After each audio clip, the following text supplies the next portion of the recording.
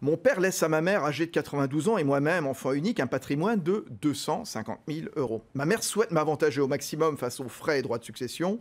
Que me conseillez-vous? Alors, qu'est-ce que vous lui conseillez, Maître Plantelin? Elle nous dit que ses parents aussi étaient mariés sans contrat de mariage. Bon, alors, de façon générale, succession, combien on paye Ouais, voilà. Alors, bon, d'abord, alors là, au décès donc du père, il y a donc la moitié, puisqu'ils étaient vraisemblablement, on n'a pas de renseignements, mais vraisemblablement sous le régime de la communauté, vraisemblablement avant 66, donc une communauté de biens meubles et acquets. Ils sont âgés, en effet. Chacun est à, voilà, chacun a la moitié de ses biens. Donc la succession porte sur la moitié. On a 250 000 euros. Ça fait 125 000 euros pour la succession.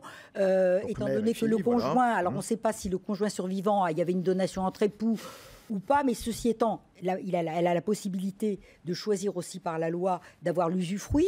Ça va permettre de diminuer un petit peu les droits, puisque l'usufruit, le conjoint ne paye pas de droits sur cet usufruit, ne paye pas de droits de toute façon, et l'enfant, ça va diminuer un petit peu la base taxable. Ça fait très peu de droits. Sur la donation. Donc la fille, est-ce qu'elle peut être avantagée? Alors la fille, maintenant, sur la part, elle peut, maintenant, pour le père, c'est fini, il est décédé. Par contre, il reste la moitié de la mère. Alors, évidemment, la donation est une bonne stratégie, surtout qu'on peut diminuer, mais quand on est âgé, la diminution est peu importante.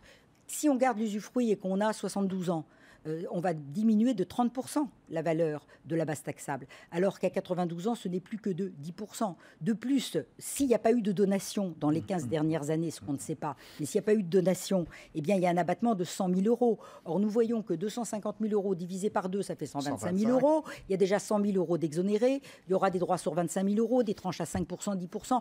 Donc, le coût de la donation à faire aujourd'hui par rapport au gain qu'on pourra avoir, j'ai fait le calcul, c'est quelques centaines d'euros, ça vaut vraiment pas la peine. Et en plus, à 92 ans, il faut bien faire attention qu'il ne puisse pas y avoir une remise en question par rapport à la capacité de la personne. Parce qu'on ne peut pas se démunir, surtout si on n'a pas sa capacité. De toute façon, signer aucun acte quand on n'a pas sa capacité. Bon. BFM Business, le club du droit, passez-moi le notaire.